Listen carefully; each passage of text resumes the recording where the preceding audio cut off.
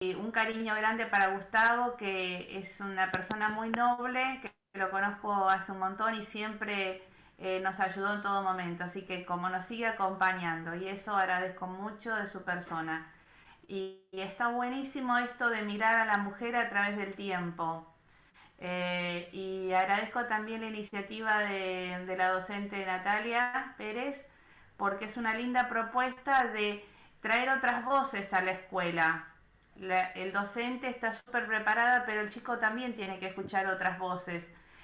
Toda esta presentación yo se los di a los padres y los invité a todos los padres de la escuela.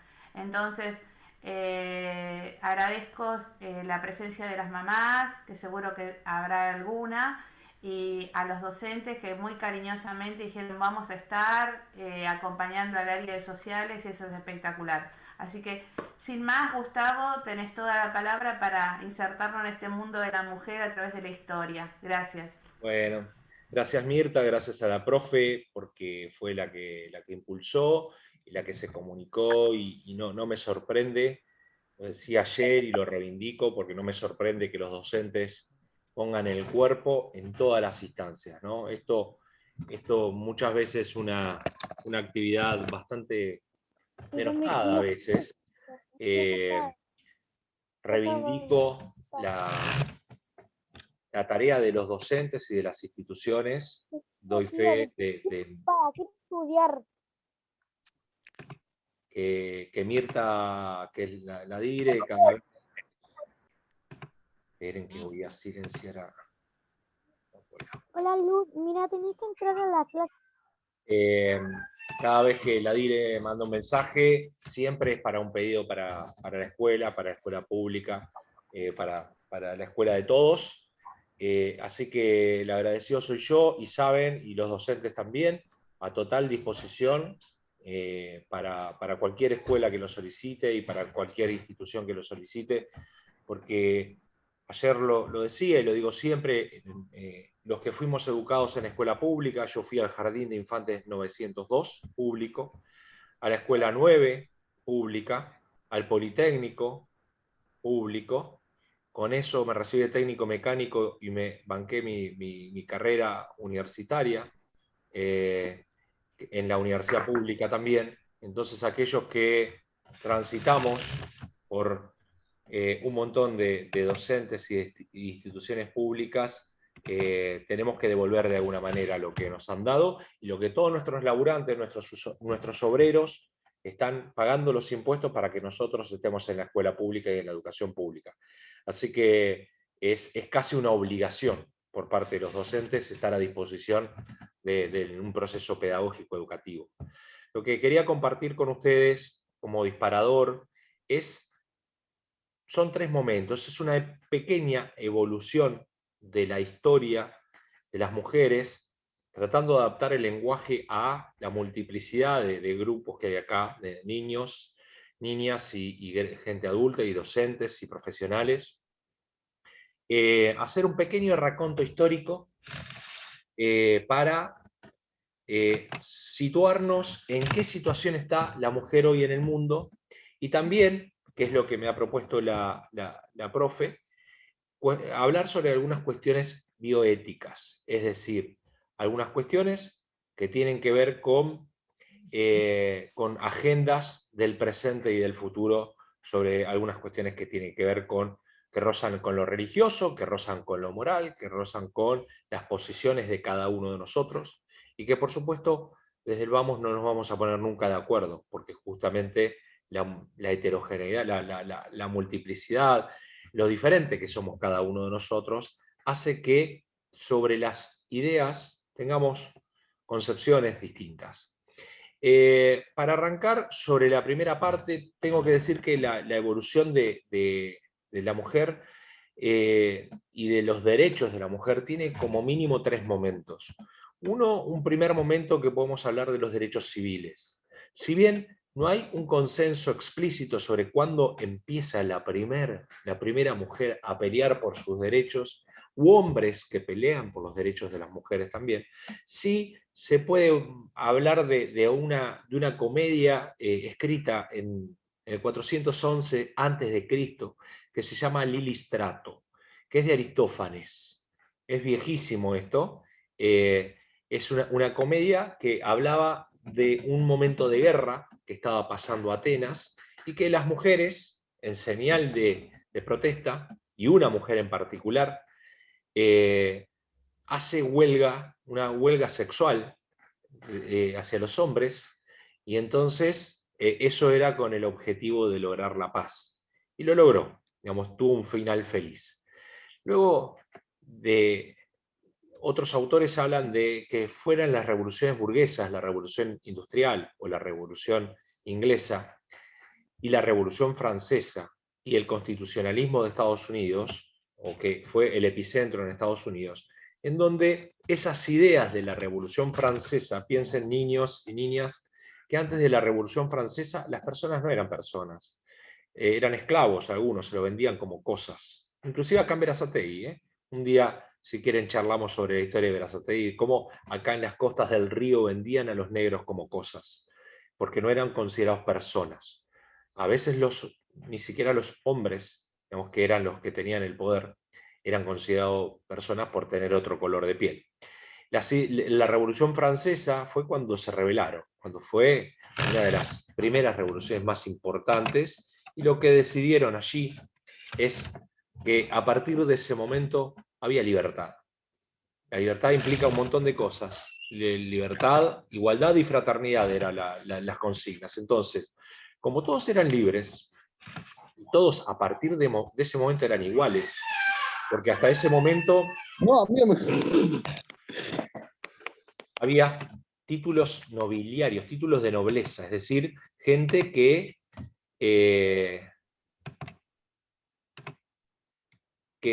se considera superior a otra. Se le da un papel donde si usted es noble, entonces tenía muchísimo más derechos que otras personas. Cuando viene la Revolución Francesa, hubo un documento muy importante que se llamó la Declaración de los Derechos del Ciudadano y del Hombre y del Ciudadano. Y en paralelo hubo mujeres que hicieron un documento muy parecido a la Declaración de los Derechos del Hombre y del Ciudadano, que se llamó la Declaración de los Derechos de la Mujer y la Ciudadana. Eso fue en el año 1791. La Revolución Francesa fue en el año 1789. A pocos años las mujeres empezaron a decir, ¿cómo es esto que dice que hay libertad y nosotros no tenemos los mismos derechos que ellos? ¿Cómo es que dicen que hay igualdad y nosotras no tenemos las mismas igualdades que los hombres? Así que tanto la Revolución Industrial, donde hubo, no sé si ustedes saben, chicos, que el Día de la Mujer no es un día de celebración, ni de festejo, ni nada por el estilo. Tiene que ver, entre otras cosas, con las luchas de las mujeres que un 8 de marzo pelearon ni más ni menos por mejores condiciones de trabajo y por ser tratadas de la misma manera que los hombres, y las prendieron fuego. Porque a veces las historias no son del todo lindas, no son color de rosa. Así que el año 1789, con la Revolución Francesa, quizás fue uno de los momentos álgidos, donde se peleaba por los derechos civiles, derechos básicos, de tener los mismos derechos que los hombres. Luego, desde otra perspectiva, desde un hombre llamado Engels, es decir, uno que era liberal, la Revolución Francesa en general, llevada a cabo por la burguesía y el liberalismo, y en 1884 Engels escribe El origen de la familia, la propiedad privada y el Estado. Este hombre era de izquierda, digamos, era marxista. Desde el marxismo, pero desde el liberalismo, Bentham y Condorcet estaban hablando de los derechos de la mujer. Eran hombres, pero hablando con la voz que las mujeres no tenían. Allí hablaba sobre la necesidad, no solo de la mujer de tener una igualdad, sino de poder, por ejemplo, trabajar. Un segundo momento, entonces, el primer momento de la lucha de los derechos de la mujer tiene que ver con derechos básicos, derechos de primera generación, derechos civiles. Los derechos que nosotros tenemos, chicos, de poder transitar, caminar libremente, sin pedirle permiso a nadie, y que podemos trabajar y poder publicar en la prensa, poder hablar en público. Las mujeres no tenían ese derecho básico. La segunda generación de derechos tiene que ver con los derechos del sufragio. No sé si ustedes vieron, llegaron por ahí algunos tarde, pero había un mapita cuando presenté inicialmente de cuándo fueron los primeros, la primera vez que la mujer votó. Esto que algo lo hacemos ritualísticamente cada 2 años, fue un proceso de muchísima lucha del siglo XVIII, del siglo XIX. Las sufragistas, las mujeres que inclusive se ponían en la calle y ponían una urna de manera ficticia para mostrar que la mujer podía votar, hacían simulacros de votación. Si bien hay muchos antecedentes, uno de los antecedentes más importantes en el año 1902, que se empezó a votar en Inglaterra, pero para que ustedes tengan una idea, esa pelea por el sufragio tardó tanto tiempo y tarda tanto tiempo que hasta el día de hoy hay peleas por sufragio femenino. No sé si ustedes saben, pero Arabia Saudita recién aprobó el sufragio femenino en el año 2011. 2011, chicos, nada, hace 10 años. En Suiza, un país muy avanzado, la mujer empezó a votar en el año 1971. Y nosotros que somos de Berazategui no podemos dejar de mencionar la primera mujer que votó en toda América Latina, que fue Julieta Lanteri, que vivía acá, era vecina nuestra de la calle 24 y Mitre, la primera mujer que votó en toda América Latina. Porque en realidad, si bien el sufragio era universal en Argentina desde el año 1821, o sea, nosotros tenemos sufragio universal del año 1821, pero la verdad que en 1821, 1840, 1860 votaba el 2% de la población, nada. No votaba nadie, porque el voto era fraudulento y era muy difícil poder votar. Pero la mujer no votaba, no porque la ley se lo impedía, sino porque era habitante. Es decir, los hombres eran ciudadanos y la mujer era habitante. Entonces lo que ocurría era que a la hora de votar solo votaba los hombres porque no tenían esa categoría de ciudadano. Entonces Julieta Lanteri, que se recibió de médica, se recibió de farmacéutica, en un momento muy difícil, porque imagínense que la primera vez que quiso dar clases en la Universidad de La Plata, primero no le dejaron. Por eso es que se presentó a la justicia. Porque para dar clases en la universidad tenía que ser considerada ciudadana. Entonces se presenta a la justicia, le dan la carta de ciudadanía, el primer día que va a dar clase, los hombres, estudiantes de medicina, se paran y se van del aula, porque le da vergüenza que una mujer le dé clases. Y esta mujer dijo, bueno, ahora soy ciudadana. Entonces, si soy ciudadana, ahora tengo derecho a votar. Dicen, no, porque el padrón, que es donde nosotros estamos anotados a la hora de votar, está confeccionado sobre la base del servicio militar obligatorio.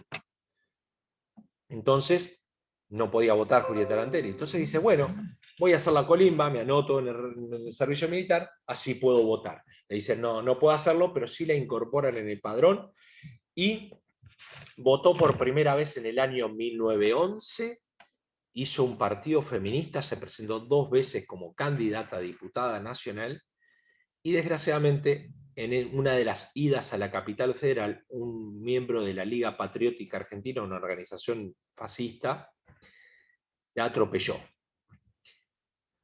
Sin embargo, muchas hicieron ese caminito. De hecho, acá en la Argentina, en el año 1862, Domingo Faustino Sarmiento era gobernador de San Juan cuando permitió el voto a las mujeres sanjuaninas. Por eso que después de Julieta Lanteri, tuvimos en el año 1928 a la primera mujer intendente de la Argentina, que fue en el año 1928, que se llamó Eva Araya, que era de San Juan. Y tuvimos la primera diputada mujer, que se llamaba Emma Aracosta, que fue también diputada de San Juan, porque en San Juan podían votar las mujeres. Hasta llegar a la actualidad, la ley de cupos, donde hoy las mujeres tienen que ocupar los cargos legislativos igual que los hombres, el 50%. Es decir, que en las listas tiene que haber hombre, mujer, hombre, mujer, o mujer, hombre, mujer, hombre. Sin embargo, a pesar de las luchas de todos los años, de tantos años, hoy tenemos, por ejemplo, en la provincia de Buenos Aires son 135 municipios. Solo 4 están gobernadas por intendentes. Es decir, que todavía tiene mucho para pelear la mujer en nuestro país. Y en el mundo hay un país que la mujer no tiene ningún derecho a votar. Se llama el Vaticano. El Vaticano, al Papa lo nombran 221 cardenales, 229 cardenales, y las mujeres no pueden siquiera ser cardenales. Es decir, allí en Europa, en el primer mundo, hay un país que la mujer todavía no vota. Entonces, un segundo momento de los derechos de las mujeres tiene que ver con los derechos políticos. Un tercer momento tiene que ver con los derechos económicos y sociales, quizás lo más conocido por nosotros. La década del 50, del 60, es momento en donde triunfa la Revolución China, triunfa la Revolución Cubana, están los hippies en Estados Unidos, están peleando en contra de la guerra de Vietnam. La mujer que quiere liberarse, en todo sentido, liberar su cabeza, liberar sus movimientos, liberarse. Ahí nace la pastilla anticonceptiva, por ejemplo, que es una de las maneras de liberación por parte de la mujer. Entonces la década del 50 y del 60 es de mucha efervescencia y la mujer empieza a tomar muchísimo protagonismo, como los jóvenes empiezan a tomar mucho protagonismo. Y empiezan nuevos temas de agenda pública. Con esto termina la primera parte de mi charla, que tiene que ver, les dije que iba a ser la parte histórica. ¿Cuál es la situación de hoy de la mujer en el mundo? Para que todos nosotros sepamos que no estamos en el peor de los mundos posibles, tampoco en el mejor de los mundos posibles, ¿no? Por ejemplo, hay muchos países donde hoy, 2021, la mujer no puede estudiar. Afganistán, Níger, Chad, Haití, Guinea. Es muy difícil estudiar. A veces, de vuelta, por ley no le permiten. A veces es por uso y costumbre que las mujeres no pueden estudiar. Hay países como Irán, donde las mujeres cobran 75% menos que los hombres hoy, en donde necesitan autorización para estudiar. Tienen que tener una carta firmada por un hombre autorizándolo a estudiar en Irán, hoy en el 2021. En Egipto es el país que tiene mayores casos de mutilación femenina. Este es un gran tema de mutilación genital.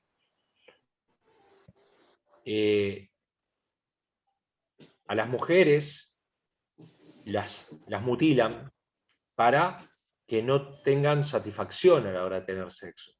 Esto es un gran tema que están luchando muchas mujeres en el norte de África, en la África subsahariana y en algunos lugares de Asia. Y allí en Egipto también se practican el 40%, 45% de las ablaciones en las mujeres, ¿sí? En Kenia también están estos problemas. Hay una joven de 28 años keniata, que está peleando muchísimo por dos cosas que son un tema de agenda pública de África. Uno, lo que les dije, la mutilación femenina, y la otra es los casamientos forzados. Al inicio les mostré algunas fotos de hombres muy grandes casándose con niñitas, con niñas. El mapa da escalofríos. Muchos lugares donde las mujeres, las niñas de menos de 15 años, son obligadas a casarse con hombres de 50, 60 años. En el Líbano existen crímenes de honor. ¿Qué es un crimen de honor? Está por ley esto.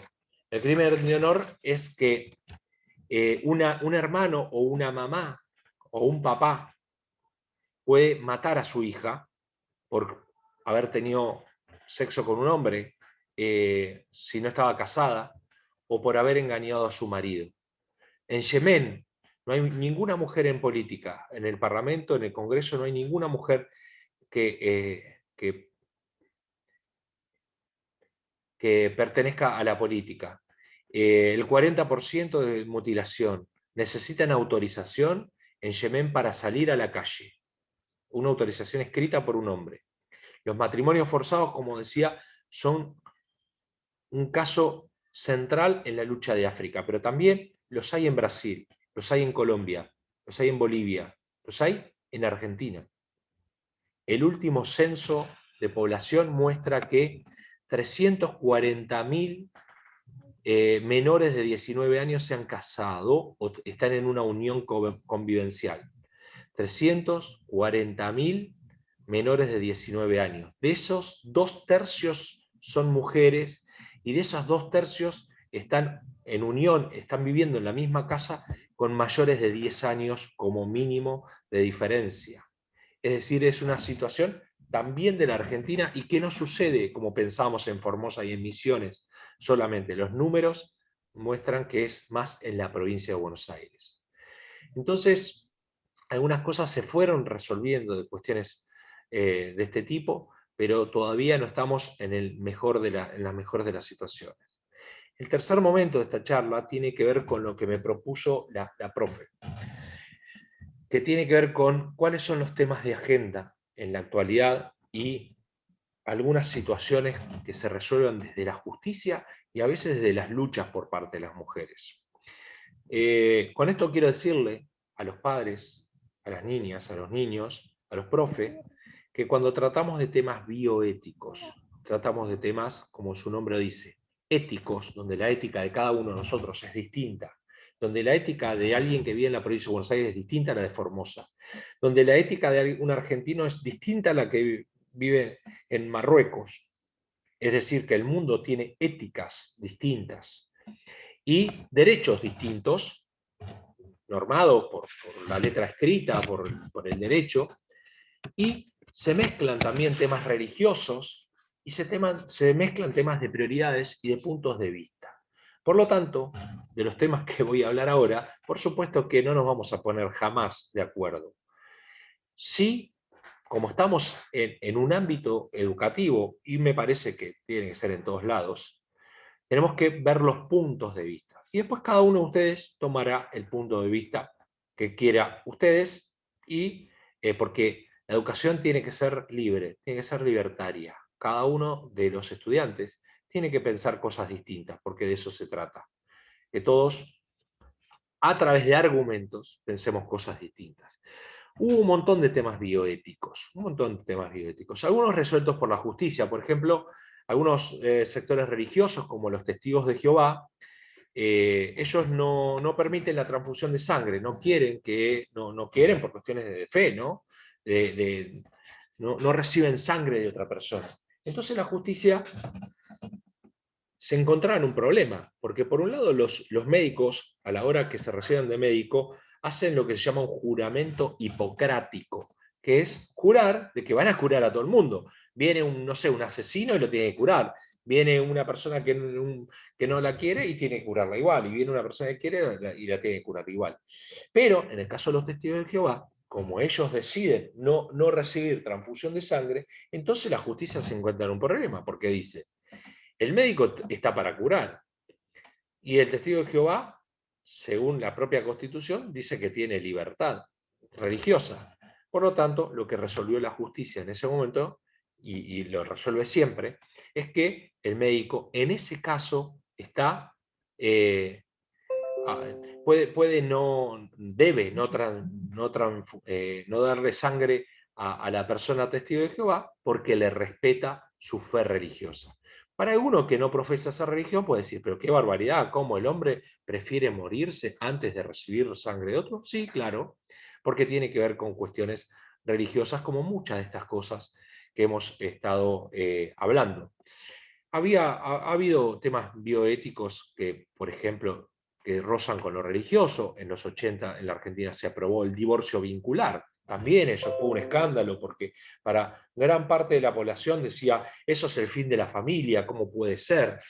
Y bueno, después empiezan a surgir otros temas de agenda, que tiene que ver con este código binario entre hombres y mujeres. Pareciera que para algunos no hay un código binario entre hombres y mujeres solamente, sino que empieza a haber otras identidades de género. Entonces, esto también, así como las mujeres han luchado durante siglos por sus derechos, las llamadas minorías sexuales, homosexuales, hombres que le gustan hombres, lesbianas, mujeres que le gustan mujeres, bisexuales, hombres o mujeres que le gustan ambos sexos, ahora se habla de sexo fluido, personas que no se reconocen o por momentos se reconocen cercanos a tener relaciones con hombres o con mujeres, indistintamente, andrógenos, que no se reconocen ni hombre ni mujer. Es decir, empiezan a haber grupos que identifican su cuerpo y personalidad de maneras distintas. Entonces empiezan a reclamar derechos. También acá lo resolvió la Argentina con la ley de identidad de género, ¿no? Por supuesto que no todos están de acuerdo. En algunos lugares hay 72 países en el mundo, perdón, no 72, 12 países, 72 que penalizan a los homosexuales o a las lesbianas, pero 12 que le aplican pena de muerte. En Yemen, país que he mencionado, le aplican 100 latigazos a alguien por ser homosexual. Es decir, y acá durante muchísimos años se ha discriminado y se sigue discriminando, y en algunos lugares, digamos, los han matado. Y hoy, ser un travesti o un homosexual en un penal argentino, en un penal, en una prisión, es bastante difícil. No la pasan del todo bien. Acá en América, en Guyana, le dan 10 años de prisión a aquel que es homosexual. Entonces, los homosexuales, los gays, las lesbianas, los travestis, han reclamado por su derecho, y quizás el día de mañana en nuestro DNI no aparezca si es hombre o mujer, no tengamos que llenar formularios si somos hombres o mujeres, porque estos códigos binarios se van a ir terminando, y en el caso argentino también se ha aprobado el matrimonio igualitario. Esto significa que cualquiera se puede casar con cualquiera de cualquier género. Y por supuesto que esto también ha generado debates y genera otros nuevos conflictos, porque, bueno, conflictos para algunos y para otros temas ya resueltos, pero los homosexuales no podían casarse, entonces al no poder casar no podía testar, no podía dejarle sus bienes a sus hijos, o no podían adoptar, o no pueden adoptar, o no pueden pedir licencia de matrimonio, ¿no? Si no están casados. Bueno, el casamiento da obligaciones y da derechos. Entonces, ahora seguramente reclamarán por nuevos derechos a ser tratados de otra manera.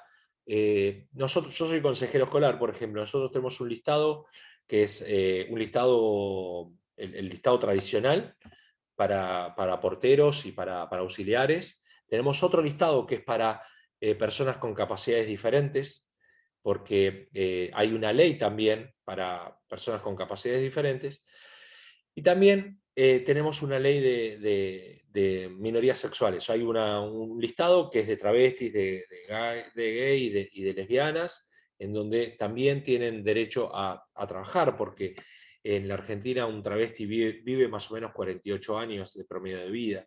Entre otras cosas porque muchas de ellas tienen que trabajar en cosas que no son legales, que son ilegales.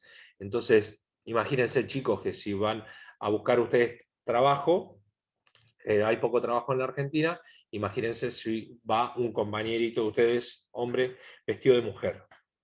Bueno, ¿qué le va a pasar en la escuela? Lo van a discriminar muchas veces, lo van a tratar de otra manera.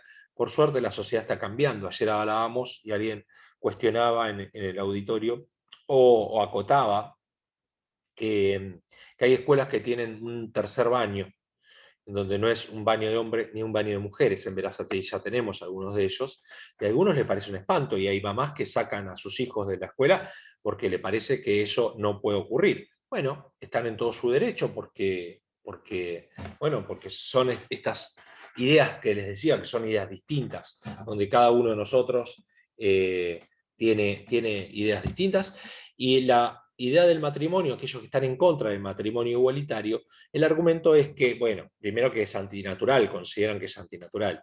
Segundo, que el matrimonio viene de mater, es decir, viene de procreación, entonces dos hombres no van a poder procrear, o dos mujeres no van a poder procrear.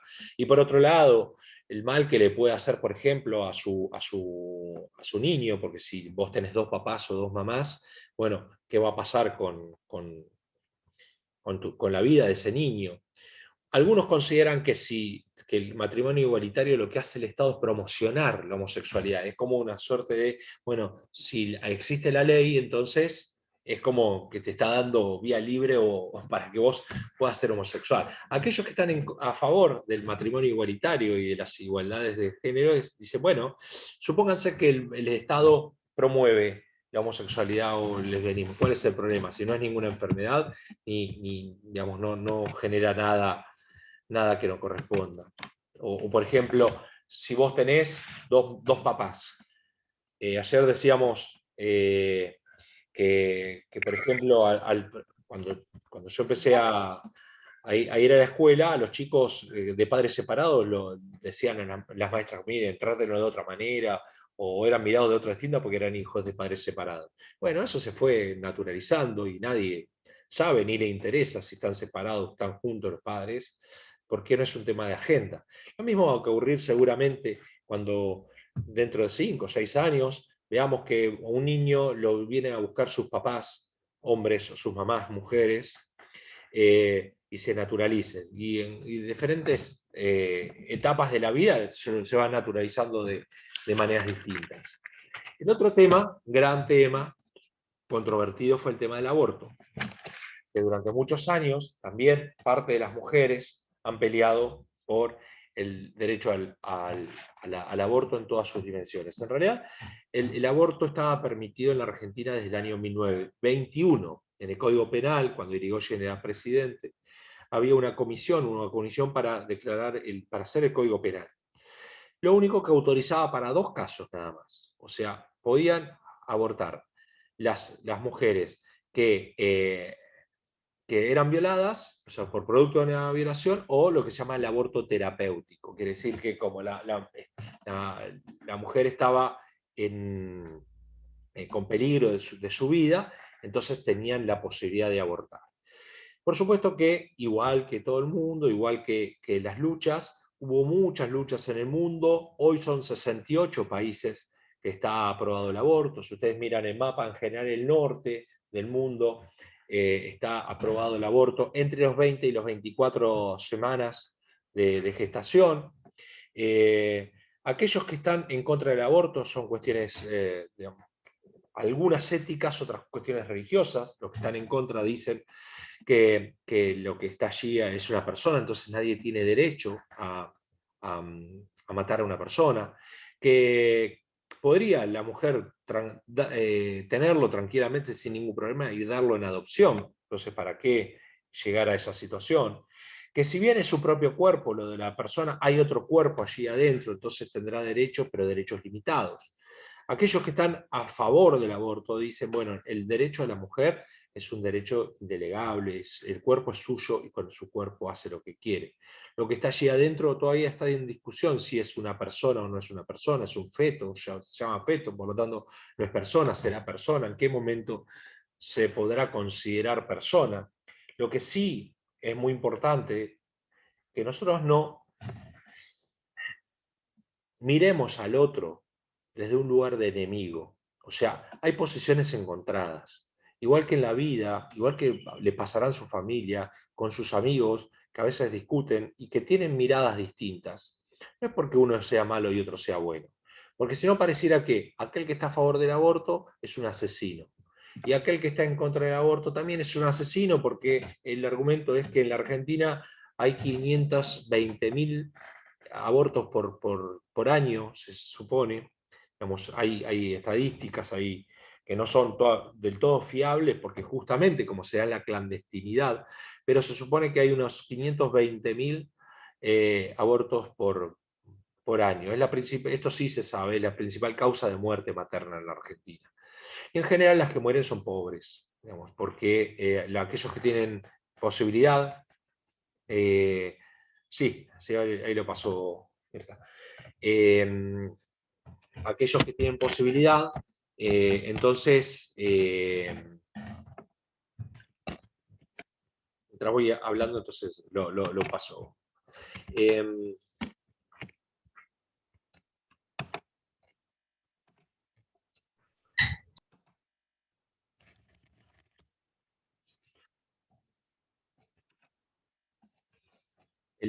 Estos cuadros son los derechos de la mujer. Al principio es un cuadro, este es un mapa obviamente histórico, los que tienen derechos. Si ustedes miran, muchas veces pasa esto, algunos derechos se fueron conquistando primero en el norte y después en el sur. Esto es una obra de arte, en realidad, que hace una analogía entre la última cena de hombres, porque parte del argumento de la Iglesia Católica Apostólica Romana y de otras también, es que la mujer no puede ocupar un lugar central dentro de la Iglesia porque Jesús convoca a 12 apóstoles hombres. Y bueno, y hay un montón de razones por las cuales los hombres tienen que tener tienen los derechos y las mujeres no. El estatuto legal del aborto es de los países que está legalizado el aborto, los de verde son los que están permitidos. Después hay un intermedio que está permitido por cuestiones socioeconómicas, otras por temas de salud, y está prohibido, solo para salvar la vida de la mujer. Bueno, esto es Frida Kahlo, es una artista y esposa de un artista mexicano también. Hay una película grandiosa de Frida Kahlo, en donde ella, en este caso no relata eso, pero gran parte de sus obras relata cómo sufría su cuerpo, porque había tenido un accidente gigante, y entonces las obras suelen ser bastante fuertes, donde muestra el dolor a través de los cuadros.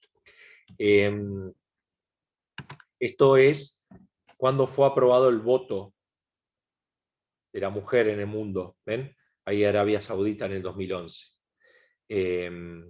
Pero bueno, como les digo, fue muy paulatino, digamos. Australia es el primero en el 1902. Bueno, este es un cuadro de una propaganda. Esto es lo que decía matrimonios con niñas. Los estudios hechos muestran cómo se casan niñas en casamientos. Hay tres formas de casamiento, por lo menos en estos términos, ¿no? Casamientos forzados, casamientos pactados y casamientos permitidos. Hay algunos que son casamientos pactados. A las religiones musulmanas, no todas, porque hay muchas vertientes de los países musulmanes, pero los musulmanes y los gitanos pagan dote, tienen que pagar a la mujer. Esos son casamientos pactados. En algunos casos, los pactos del casamiento son desde que son niñitas. De hecho, esta chica de Kenia que les contaba, a ella la fueron a comprar varias veces. Había perdido a su papá y vive con sus tíos, creo que ahora ya no, vivía con sus tíos y fueron a comprarla en varias oportunidades. Bueno, en estos países es muy habitual. Bueno, este es un casamiento, fíjense la carita de la niña casándose con el señor. Acá también. Esto es la ley de identidad de género, es decir, aquellos que tienen la posibilidad de cambiar su DNI, cambiar su autopercepción. Acá en la Argentina está aprobada cualquier persona, independientemente de que se sienta o no, un hombre puede ir al registro civil o una mujer ir a un registro civil y cambiar su sexo sin ningún inconveniente y se le cambia la partida de nacimiento. Bueno, el mapa del aborto del mundo, como decía, está aprobado en el norte, y esto es los países que tienen pena de muerte o alguna penalidad por la homosexualidad. Y esto es, digamos, es interesante esto porque muchos años se le ha llamado a las mujeres, y a veces también histéricas, ¿no? Y bueno, como un juego de palabras ponen históricas. Bueno, y por último, así los escucho a ustedes y a los chicos y a las preguntas que tienen, otro tema bioético que no se ha resuelto en la Argentina es el de la eutanasia. ¿Sí? Eutanasia tiene que ver con cuando hay un paciente que tiene un dolor gravísimo y no tiene reversión su enfermedad, la posibilidad que nosotros, como individuos, podamos pedir asistencia médica para terminar con nuestra vida o que el tratamiento deje de ser invasivo. Así ponemos finalidad a la vida. Hay 7 países solamente que tienen aprobado la eutanasia, el último fue España, el primero de ellos fue Holanda en el año 2002, pero Holanda, Bélgica, Luxemburgo, Nueva Zelanda, Colombia y España son los 7 países que han aprobado la eutanasia, cuando el dolor es insoportable e irreversible y no hay posibilidad de vuelta atrás. Por supuesto que vuelven a ser temas bioéticos. ¿El médico puede quitarle la vida a una persona por más que sea deseo?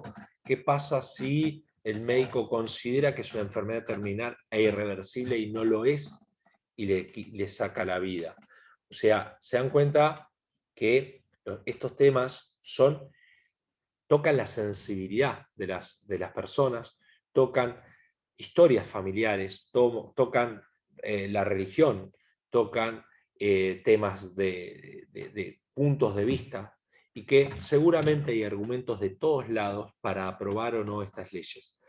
Lo cierto es que las sociedades prenden, especialmente las sociedades occidentales, tienden a que cada uno de nosotros sea lo más libre posible. Así lo dice el artículo 19 de nuestra Constitución. Las acciones privadas de los hombres que no afecten a la moral quedan exentas de los magistrados y solo el amparo de Dios, ¿no? Bueno, para aquellos que no son de Dios, no tienen ninguna idea religiosa, quedarán al amparo del libre albedrío de cada uno de nosotros. Entonces, para mí es importante que nosotros tratemos estos temas con la delicadeza que tiene, no desde un lugar de Boca River, como en general se hace en la Argentina, de que si estás a favor sos esto y si estás en contra sos tal otra cosa.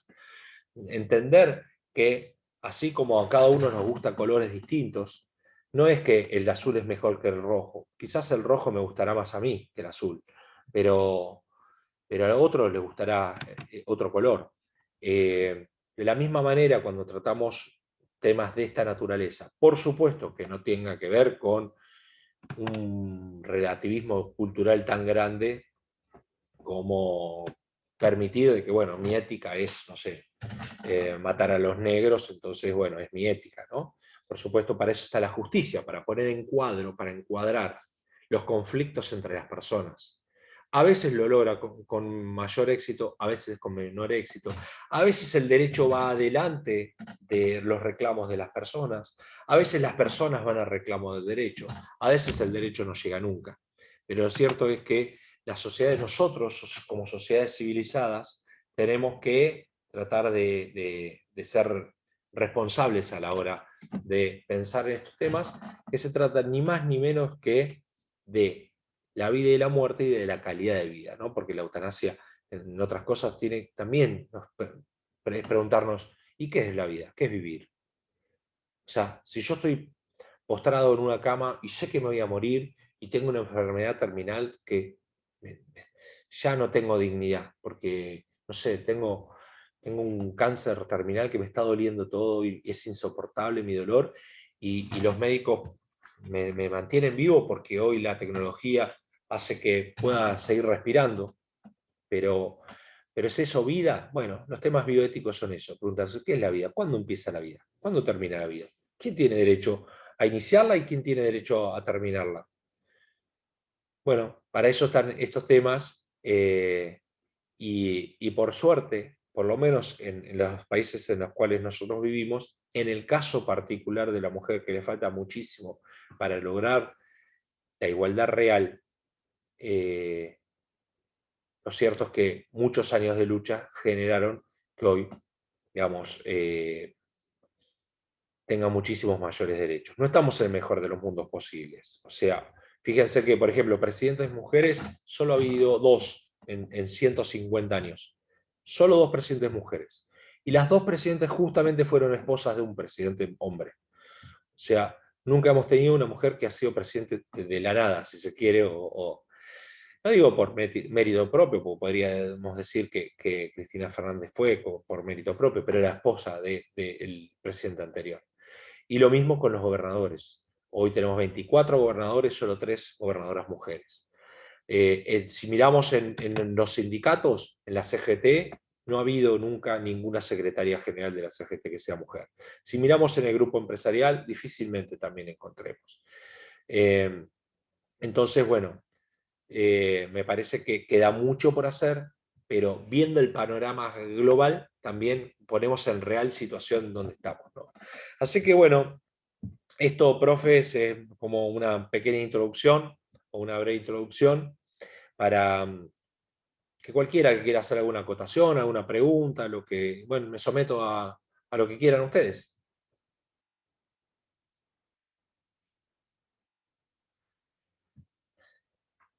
Estás muteada, Natalia.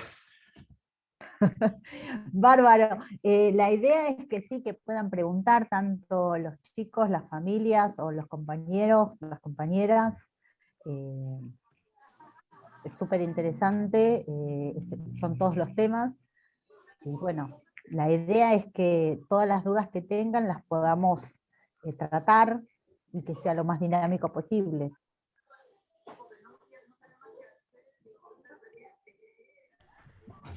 Yo para romper el hielo le preguntaría a Gustavo qué pasa con los salarios, cuándo aquí en Argentina se igualaron y qué pasa en el mundo con los salarios entre las mujeres y el hombre.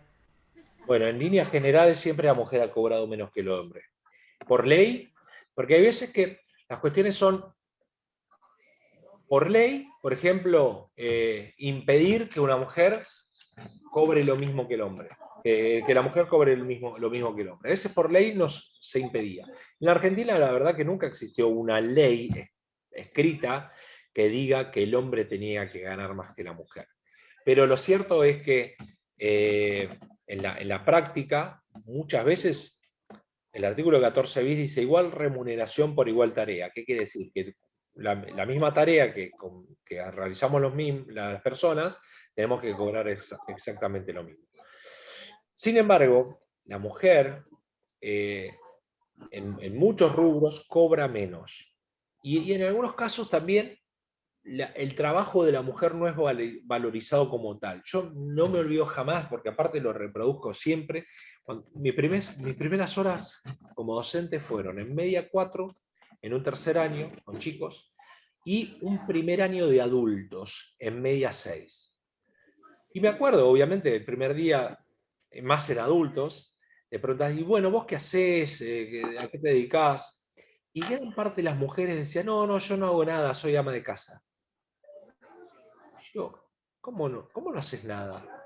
O sea, una ama de casa no tiene licencia, trabaja a las 24 horas, cocina, lava, plancha, trabaja todo el día, lo único que no cobra, pero el trabajo realiza trabajo sin tener domingo ni feriado cuando tienen hijos, de ninguna manera.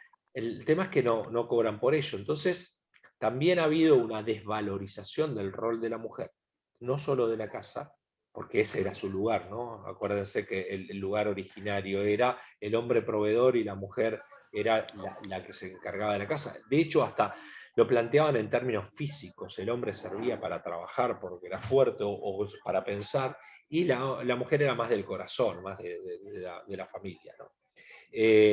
Hasta casi estaba pensado, y muchos autores lo han planteado desde esos términos. Hoy la realidad, Mirta, en la Argentina es que en términos generales, en un trabajo formal, es raro que una mujer cobre menos que el hombre. Sí tiene menos acceso.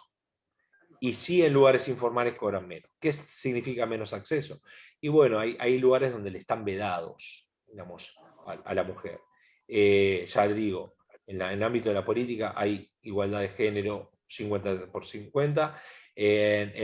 Para presidente cualquiera tiene la misma chance, sin embargo ha habido pocas, para gobernadoras también, para la CGT no ha habido nunca ninguna, para el empresariado, es decir, la vía de acceso siempre es mucho más difícil, y cuando una mujer llega, en general es mirada desde otro lugar. Llegó por tal cosa, o sea, con un prejuicio previo de su llegada, ¿no?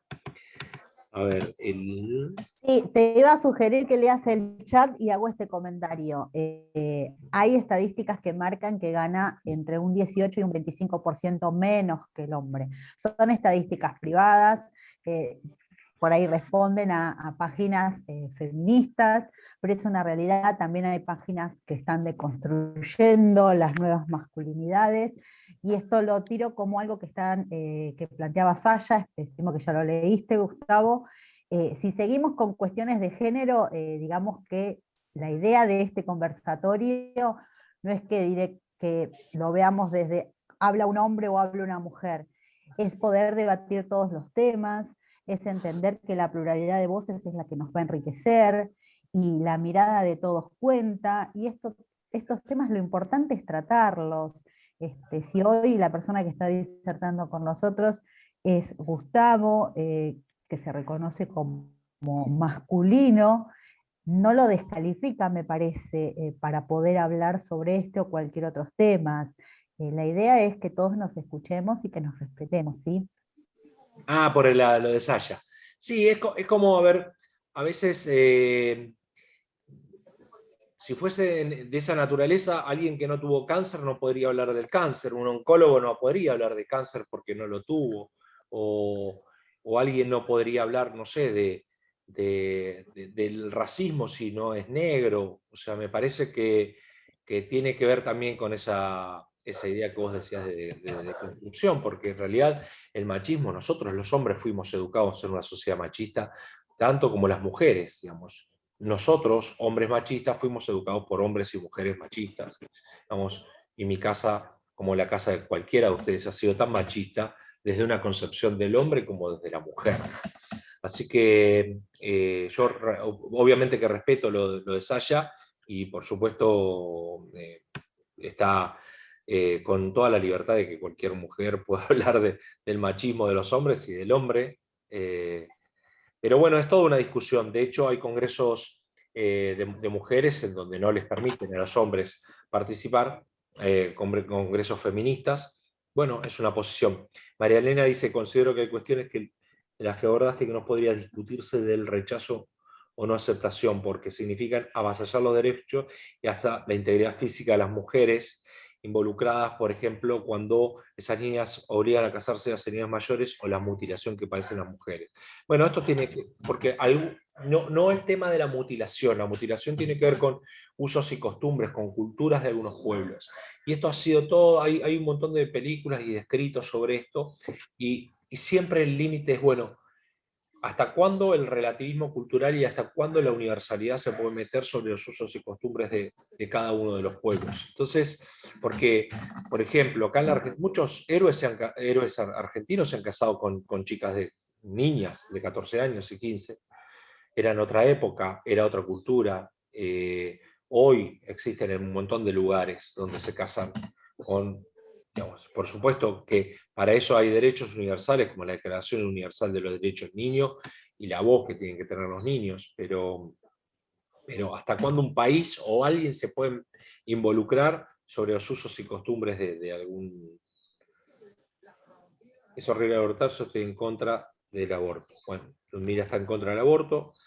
Es horrible abortar. En realidad, la palabra es en contra del aborto. Me imagino que ninguna persona en el mundo está a favor del aborto. O sea, nadie puede estar a favor del aborto. Lo que se está es a favor o en contra de la despenalización, de que una persona, de una mujer, pueda abortar.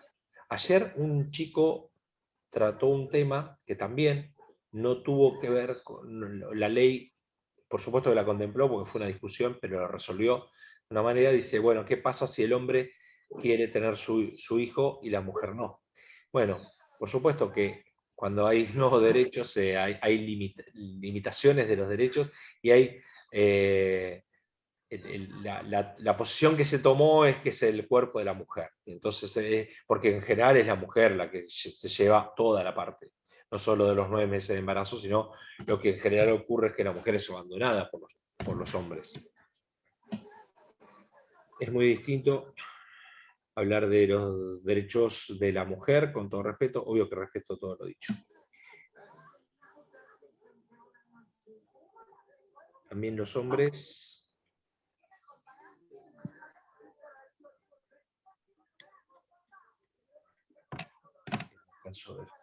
También los hombres padecen muchas veces ciertas cuestiones machistas.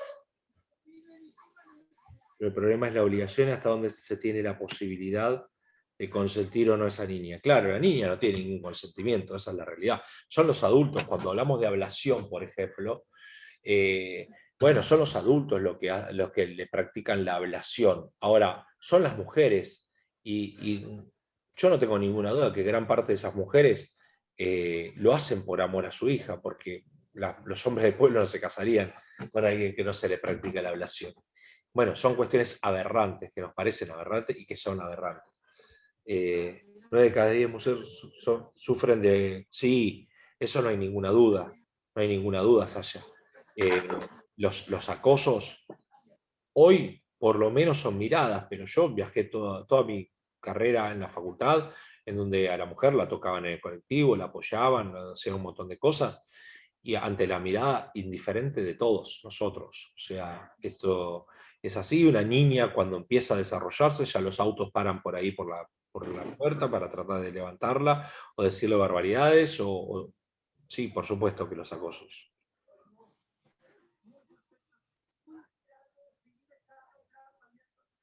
A los casos de nuestra historia de casamiento, sí.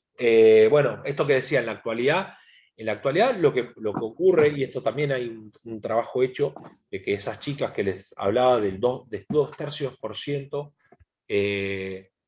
de los 430.000 niños o jóvenes que viven con adultos, muchas veces salen de su casa por situaciones, en la gran mayoría, por situaciones o de violencia, o de acoso, o de que quieren irse de su casa y terminan casándose con alguien mayor, ¿no? ¿Por qué no hay muchas mujeres presidentes en estos tiempos? Bueno, por esta situación machista. En realidad, hoy hay, por supuesto, hay hoy muchas más que hace 20 años atrás. De hecho, hay líderes mundiales muy importantes. En Indonesia, bueno, en Alemania, hay mujeres en el mundo, pero fíjense qué paradoja, ¿no? Porque en la Argentina hay más cantidad de mujeres que hombres, como en muchos lugares de América Latina. Las mujeres son más, no mucho más, pero son más. Y sin embargo, a veces cuando la candidata es mujer, yo me acuerdo de varias candidatas de la provincia de Buenos Aires que eran mujeres y decía, ¿cómo puede ser esta mujer candidata y que se va a hacer cargo de la policía de la provincia de Buenos Aires? Como si los hombres sí hubiesen podido hacerlo, ¿no? O sea, hay también unas cuestiones machistas por parte del electorado, también femenino. Pero sí, Ludmila, hay presidentas mujeres, hay bastante, muchas menos de lo que debería haber, por supuesto, ¿no? Porque si el mundo es un 50% más o menos de hombres y mujeres, debería haber un 50% más o menos de mujeres presidentes. Pero hay líderes en Costa Rica, ha tenido presidentes fuertes, mujeres. Gran Bretaña ha tenido una primer ministro llamada Margaret Thatcher, muy, muy fuerte, líder mundial, más allá de la posición de cada uno. O sea, no era una primer ministro que me guste a mí, pero sí era una primer ministro, una líder mundial, como es Angela Merkel, que es presidenta o primer ministra de Alemania. Sí, Nueva Zelanda la líder y es una mujer joven, también que es una líder de la región. Sí.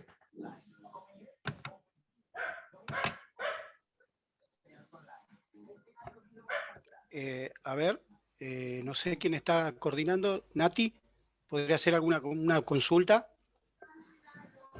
Sí, Omar, dale. Dale. Sí, Omar, bueno, ¿qué tal? Omar es nuestro bibliotecario. ¿Qué tal? Buenas tardes. Gracias por la charla primero. Y después, pensando en la línea de tiempo en la historia de la lucha de las mujeres por sus derechos a nivel internacional y puntualmente a nivel nacional, quería preguntarte qué opinión tenés y qué lugar ocuparía en esa historia de la lucha por los derechos de las mujeres la ley de voto femenino de 1947 y la figura de Eva Perón.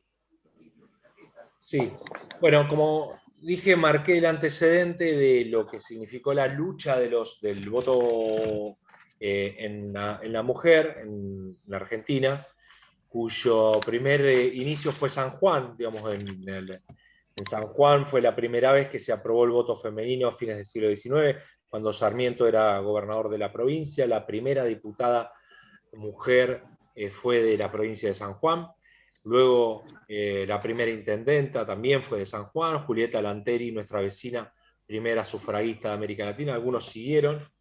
y lo que hizo el peronismo fue ampliar muchísimos derechos, y entre ellos ampliar el derecho, digamos, de la mujer a nivel nacional. Es la primera vez que puede votar a nivel nacional, y sin ninguna duda, si el mundo mira las figuras más destacadas de la Argentina, sin ninguna duda Eva Duarte ha sido una de las figuras más destacadas, reconocida por el mundo. De hecho, es el mausoleo más visitado de Recoleta, por lo tanto ha dejado una impronta muy fuerte, no solo en la Argentina, sino en el afuera. Creo que simplificar, digamos, algunos dicen, bueno, el voto femenino fue por Eva Duarte. Creo que es una simplificación que le ha dado un impulso muy grande, sin ninguna duda. El socialismo ha peleado por eso, ha habido muchos proyectos de voto femenino que no fueron fructíferos, especialmente en el año 1919 se presentaron 3 proyectos de voto femenino. Sí, me parece que la presencia del Estado allí para la ampliación del sufragio fue algo muy importante y que fue un hito. Nosotros tuvimos varias ampliaciones de sufragio. La primera, que tiene que ver con la ley Sespeña, el voto libre, secreto, obligatorio, universal. Después la ampliación del voto de la mujer, tenemos la mujer votando a nivel nacional, y el sufragio de los jóvenes de 16 años, que fue una incorporación de ciudadanía, ¿no? Así que en este sentido no hace falta ni mencionar de la imagen que tiene Eva Duarte a nivel mundial, porque ha sido una líder destacada en nuestra Argentina, ¿no?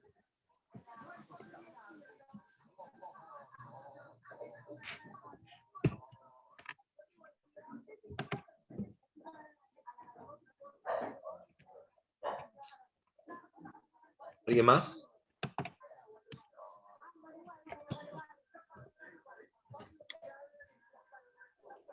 Hola. Hola. Hola. Quería consultar con respecto a los transgéneros en el sistema educativo. ¿Cómo debemos manejarlos en la escuela, en la parte psicológica, en la parte legal y en la parte de la enseñanza? Porque ahora se está visibilizando un poquito más, y noto que en algunos colegios es como que hay un poco más de resistencia, y en otros un poco más de libertad. Sí, bueno, en el terreno pedagógico me parece que no hay nada para acotar. Digamos, nosotros educamos personas, que cada uno se autopercibe de maneras distintas. Nuestros estudiantes son estudiantes, sean hombres, sean mujeres, sean transgéneros.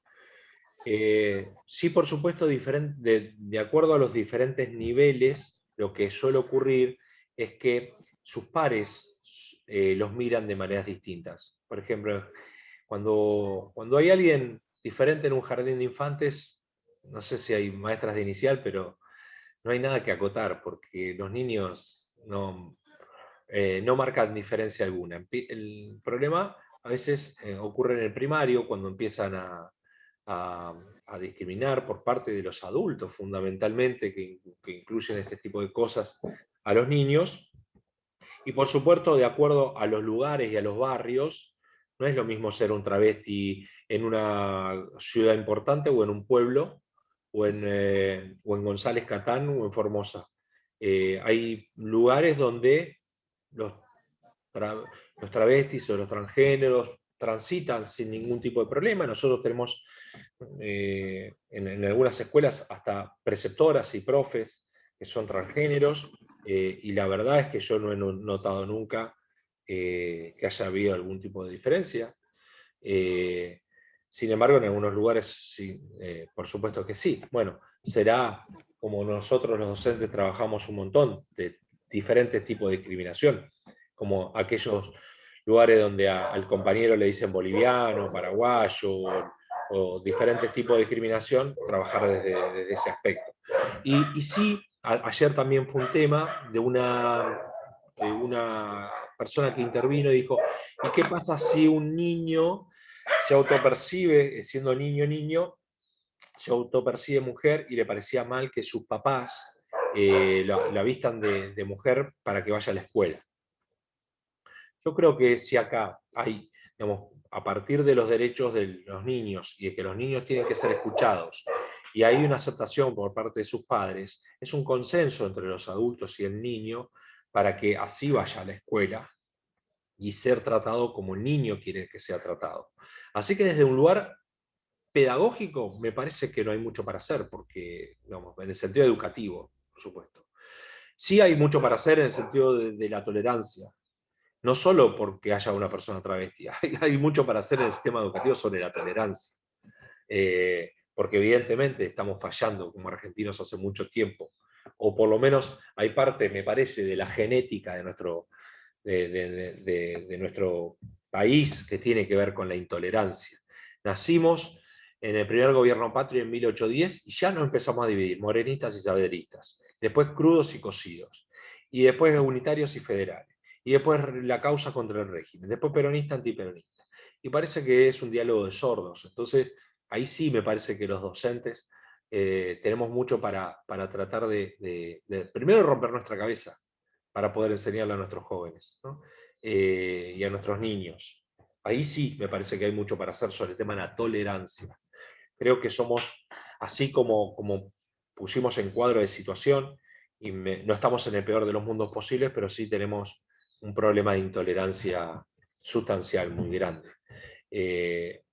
Siempre es pro y con. O sea, piensen que estamos en un país donde antes de la pandemia jugaban un partido de fútbol y no podía estar la hinchada visitante. Es una, o sea, una locura, es impensable. Simplemente porque uno de River se cree distinto al de Boca, o el de Boca distinto al de River, y con capacidad de poder hasta matarlo, hasta pegarle por ser de otro. Entonces, me parece que ahí sí, que no dista de ser el fenómeno de globalidad de lo que se llama la construcción de la otredad. En sociología hay un concepto que se llama construcción de la otredad, del otro enemigo peligroso, y eso se da en las sociedades. El tema es qué hace la sociedad con eso. Entonces, si desde el vamos alguien se sienta adelante en el curso y empieza a decir, viste, los de atrás, viste, que nos miran con cara rara, y los de atrás dicen, viste, los de adelante son buchones, siempre están al lado. Y ahí se empieza a generar conflictos entre uno y otro, y entre el curso con el otro, entre los argentinos y los chilenos y los bolivianos, construcción de la otredad. Me parece que ahí sí el sistema educativo tiene mucho para aportar, pero primero los docentes no tienen que reproducir esa otredad, porque somos parte de eso. Entonces, bueno, los anti es lo peor, y los ismos son lo peor que nos ha pasado a las sociedades contemporáneas, ¿no? A veces se exacerban. Los prejuicios de todo tipo. Uno porque es alto, otro porque es bajo, el otro porque, bueno, eso es algo, barreras que tenemos que romper y eliminar, sin ninguna duda. A algunos les cuesta mucho más que a otros.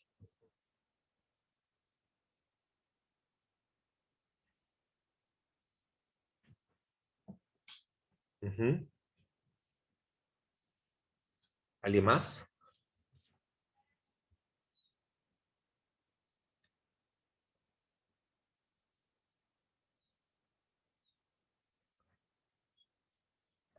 Bueno. Yo lo que te quería decir, mientras vos hablaba, pensaba cómo las mujeres hemos ganado espacio en el deporte. Y disfrutaba mucho ver cómo las mujeres juegan al fútbol hoy y están televisadas y están federadas, y es un espacio que antes no existía, y es como una cosa que eso me parece muy alentador para tener un espacio más ganado, un espacio más en la igualdad, ¿no? Cosa que antes, o hace unos años atrás, pensaban mujeres boxeando, un deporte siempre de hombres. Y el otro día, cerca de mi casa, hay unas canchas de fútbol, y 3 canchas estaban pobladas por chicas jóvenes, como vemos nuestras estudiantes aquí. Digo, qué alegría que me dio, digo, porque siempre era como un espacio todo tomado no por de hablar de varones y chicas, sino que espacios que las chicas jóvenes muy jóvenes, 14, 13 años, están tomando cosas que yo, una mujer de 50 y pico, nunca se me hubiera ocurrido ponerme a jugar al fútbol, no se me pasaba. Es decir, antes que una mujer llegara a una bicicleta, decía no, mi mamá decía no, las piernas se te van a deformar, no vas a conseguir marido, porque esa era la idea. Entonces, hoy esos espacios ganados están muy buenos. Yo valorizo mucho que los padres también apoyen a esto, que las chicas puedan tener ese espacio que antes, como decías vos hace un rato, hablabas, la mujer era para cuidar al hijo, para engendrar, para ser de ama de casa. Salían ser docentes o enfermeras o doctoras, algunas abogadas y quizás en otras posibilidades, pero en el espacio del deporte siempre estuvo muy relegada la mujer, o solamente en grandes heridas como atletismo, pero en otros espacios la mujer no existía. Eso era una cosa que yo pensaba y digo, no sé qué opinas vos. Sí, el debe y haber. Ahí, Investigaste todo el tema. metiste algo interesante porque hoy alguien preguntó si consideraba, y Natalia agregó un dato cuantitativo, si consideraba que las mujeres ganaban lo mismo que el hombre. Como debe, como haber, digamos, tenemos que hoy las mujeres juegan al fútbol, juegan al rugby, hacen boxeo, se han insertado y se recontra naturaliza todo eso.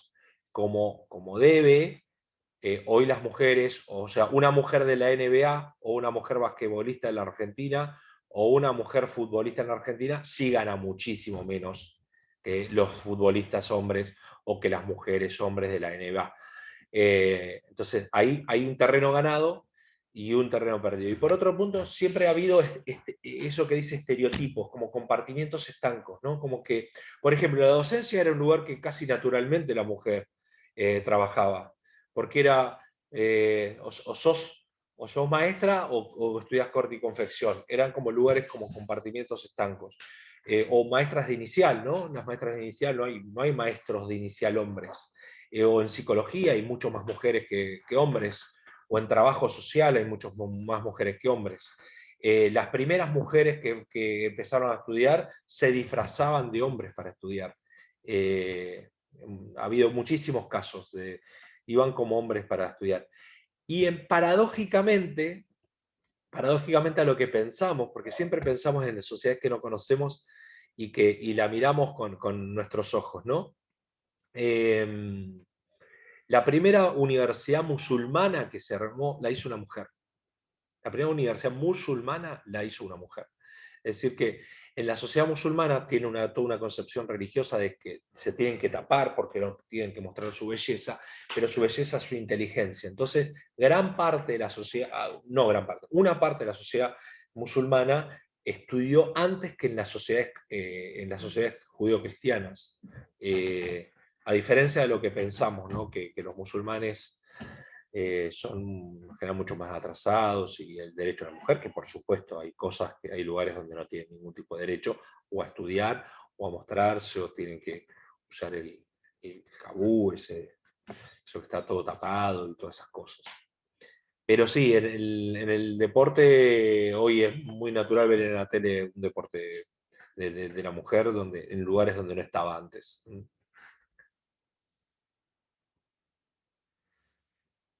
En la escuela le ayudamos a las chicas a manipular herramientas, taladros, serruchos, martillos, cosas de hombres. Bueno, qué bueno eso, Daniela. Yo estudié en la escuela del Poli. ¿Saben lo que cantábamos nosotros? Yo, perdón que se los voy a contar y que me da vergüenza hoy, pero industrial, colegio para varones, no se aceptan maricones como en el comercial. Esa era la canción que teníamos nosotros en el Poli.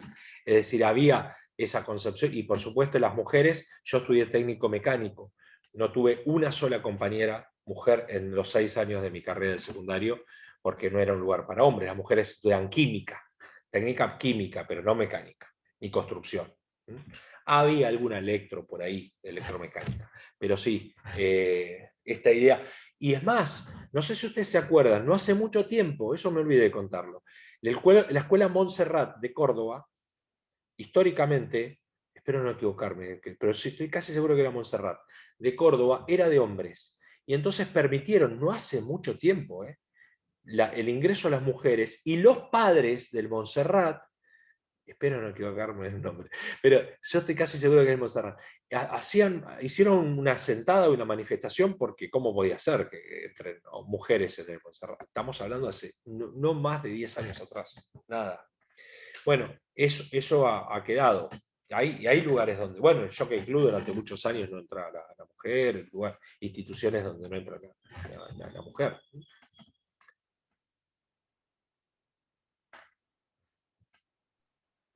Bueno, ¿qué tal, Gustavo? ¿Cómo estás? Hola, Jonathan, Jonathan.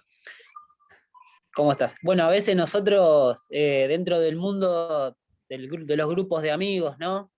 Hay muchas cuestiones machistas, como hablábamos, lo de los deportes, qué sé yo, ver una mujer manejando, no sé, un Falcon, y a veces uno, digamos, el aporte que puede hacer para no seguir asentando estas cuestiones es ser el elemento disruptor y a veces cuestionar a los mismos amigos, digamos, es como extender nuestra docencia a nuestra vida cotidiana, ¿no? Digamos, en nuestra familia, con nuestros papás, con nuestros amigos, cuando se hacen esos comentarios a veces tratar de detenerlos, porque también, digamos, es como que dentro de, por ahí esa gente cuando están en otros aspectos, los evita y cuando pueden los hacen en los comentarios que, digamos, siguen manifestando o masificando lo mismo que estamos tratando, ¿no? De que se radique en la sociedad, ¿no? De que, bueno, yo fútbol de mujeres no voy a mirar porque...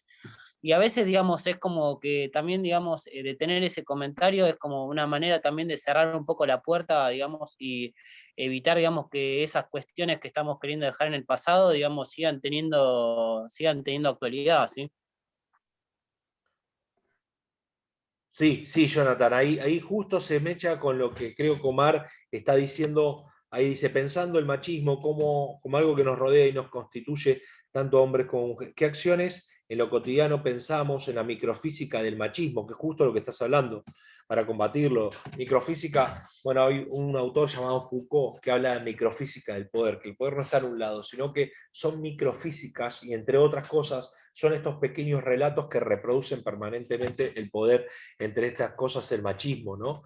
Y Jonathan usted está diciendo, bueno, nosotros, o sea, no le echemos la culpa a lo de arriba y a la construcción como si fuese un abstracto machista, sino, ¿qué hacemos nosotros en nuestra vida cotidiana? Mirando atrás, ¿cuántas cosas nosotros hicimos para reproducir ese poder machista con burlas, con chistes, con la mujer que maneja, con quién llevaría un auto a una mujer, el auto a una mujer mecánica, por ejemplo, o las primeras mujeres que manejaron un colectivo, o sea, las burlas cotidianas, que son chistes, pero los chistes tienen, en general, por eso suelen ser graciosos los chistes, porque tienen algún grado en donde el otro es cómplice de ese chiste, o tiene un grado de verosimilitud en el discurso. Entonces, por supuesto que uno puede reproducir ese discurso o también romper con lo que fue, con lo que aprendió de casa, porque todos nosotros fuimos en esa microfísica del poder aprendiendo. O sea, mi papá se sentaba en la cabecera de la mesa, como en cualquier sociedad. ¿Y qué es la cabecera de la mesa? La cabecera no existe, es un rectángulo, la mesa es un rectángulo. ¿Quién se sentaba en la cabecera? El que representaba de alguna manera el poder. Eh, y, y mi viejo, que era un tipo bárbaro, se sentaba ahí y mi vieja era la que iba a cocinar y se paraba y no comía nunca con nosotros, pues se le enfriaba la comida, qué sé yo, y el tipo estaba ahí porque venía de trabajar. Bueno, todos crecimos desde ese lugar y naturalizamos ese lugar. Bueno, la idea es poder empezar, ya a esta altura deberíamos haber roto con un montón de cosas, pero bueno, quedan allí. Y esto que dice Jonathan, con el grupo de amigos, con cuántas cosas, la cosificación de la mujer, desde todos aspectos, y que nadie le ponga, o pocos pongan freno, y cuando pones freno pareces un medio loquito, o un exagerado, como también las critican a las mujeres por la exageración inicial sus luchas, porque ayer también hablamos de eso, de cuando se producen las primeras luchas femeninas, en muchos casos eran radicalizadas, y por supuesto, ¿cómo no van a hacerlo? Igual que los negros con 500, o los esclavos, 500 años de haber sido esclavizados, no fueron al rey, le dijeron, miren, señor, ahora nos toca a nosotros, ¿no? Le cortaron la cabeza, lo guillotinaron al rey. Y bueno, después las cosas se van un poco emparejando cuando se van reconociendo esos derechos, pero después de tanto tiempo es lógico que los gritos en algunos casos injustificados, pero de bronca y de odio, con esto que decían del acoso permanente, porque, viste, es como, saquemos el hombre o la mujer, una persona obesa, y viste, desde chiquito, no tenés ni nombre, sos el gordo, sos la gorda. Y ahí te empiezan a hacer chistes y te cosifican permanentemente. Y un día esa persona que es obesa se recontra enoja. Y dice, ¿pero qué pasó? ¿Está loca? Se le hizo un chiste nada más. No, son chistes repetidos que reproducen ese tipo de microfísicas del discurso. ¿Qué otras cosas? Ayer el juego hay que ser... El juego hay que ser al campo y salir con nadie con el valor. Ah, la canción del deporte de 1933, mira, José Luis nos invita, caballero de juego, hay que ser y al campo salir con fe y con valor, la canción del deporte de 1933. Las estadísticas indican que la mayoría de los accidentes de tránsito son causados por hombres, sí, exactamente. Está comprobado que las mujeres son más precavidas al conducir.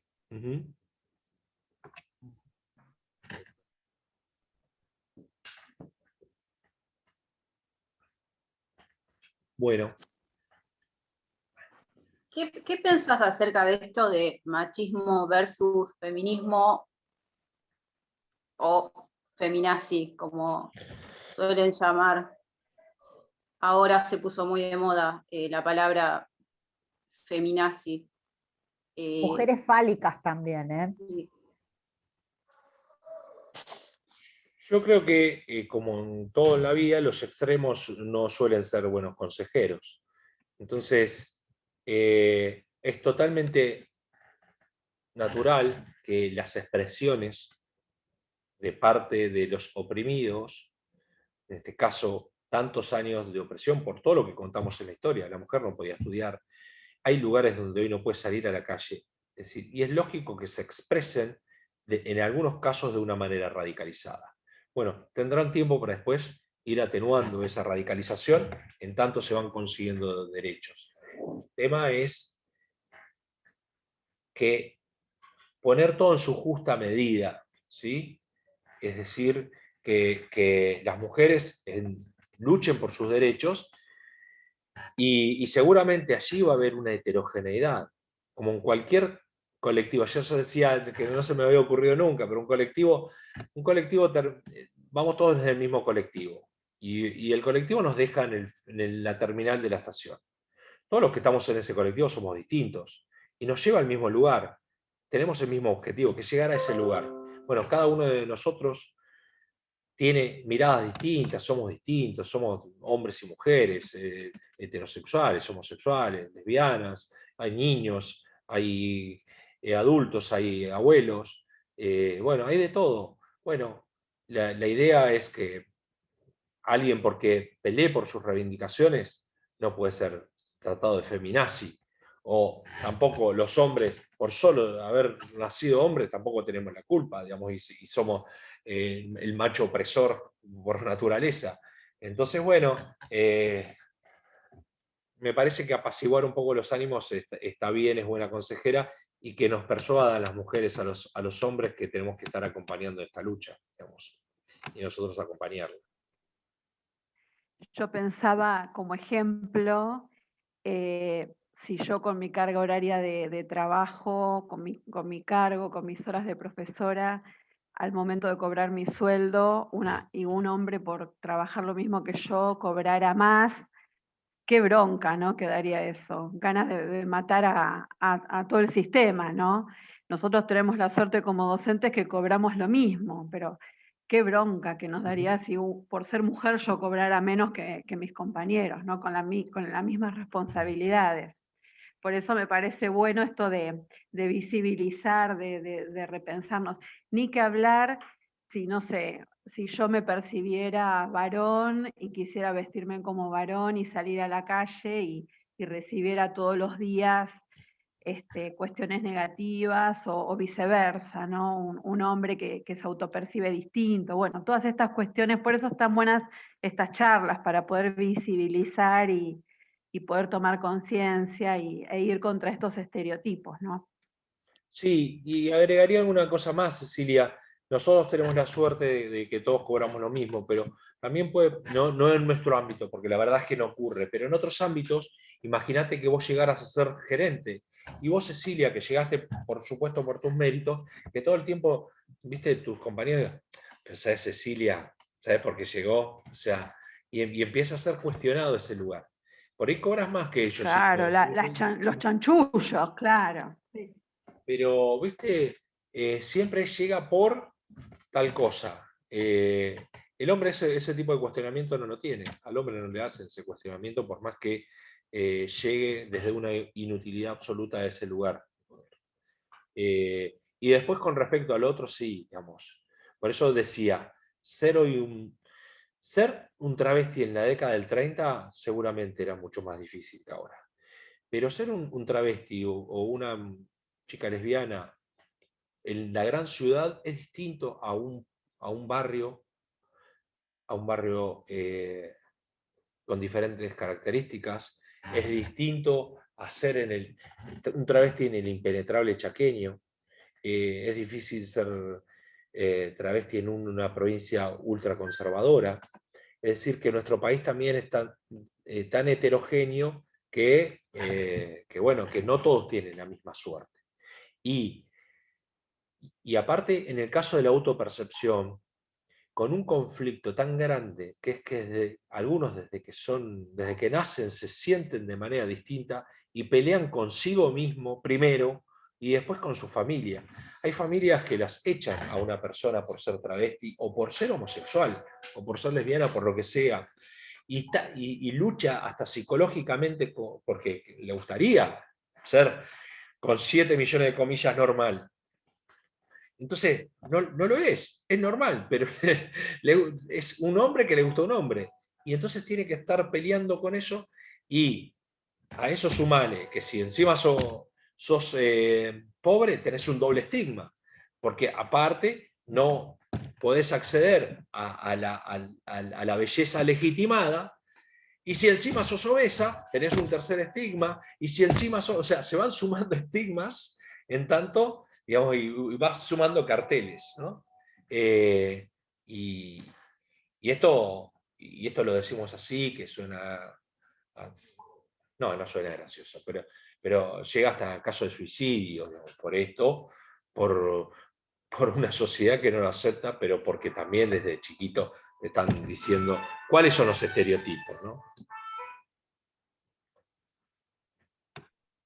Pero las Los cargas colores, el las deporte, sí. claro, digamos, todos estos estereotipos que ya están marcados por los colores, por el largo del cabello que tendrían que tener los hombres o las mujeres mismas a determinada edad ya tendríamos que tener cierto largo de cabello, o sea, las cuestiones son todas sociales y es súper interesante que las tratemos, que se puedan debatir, que se generen estos espacios de escucha atenta, de pluralidad de voces, y que, bueno, yo te súper agradezco, entiendo que el tiempo se está extendiendo mucho, no sé hasta cuánto podemos abusar de tu generosidad, pero No, realmente una charla súper necesaria. Yo hoy la verdad que estoy holgada de tiempo porque a diferencia de ayer, tenía 3:30 entraba a otra reunión, pero hoy estoy hasta las 5, así que cuando quieras cortar vos, mientras marcate el timing porque yo estoy hasta las 17 y Miriam no me deja mentir. Mientras estén es interesados con respecto a eso de los estereotipos, esto de la sumatoria de los estigmas es una cosa terrible, porque vos sumás o sea, vas sumando etiquetas. Yo ayer contaba una cosa totalmente trivial, que es que cuando yo era chico en el primario, tenía que llevar la bandera en 7º grado. Entonces la directora lo llamó a mi madre porque yo tenía el pelo largo. Entonces, diciendo que me tenía que cortar el pelo para poder llevar la bandera. Bueno, mi madre le contestó a la directora que el pelo era mío, que ella no podía intervenir demasiado sobre mi posición, que iba a hablar conmigo, pero que de ninguna manera le iba a decir que me corte el pelo por eso. Y estamos hablando de una cuestión totalmente menor y que hasta el día de hoy, o sea, yo al llevar el pelo largo y tener más de 40 años, muchas veces, che, ¿por qué no te cortas? ¿Cuándo te cortas el pelo?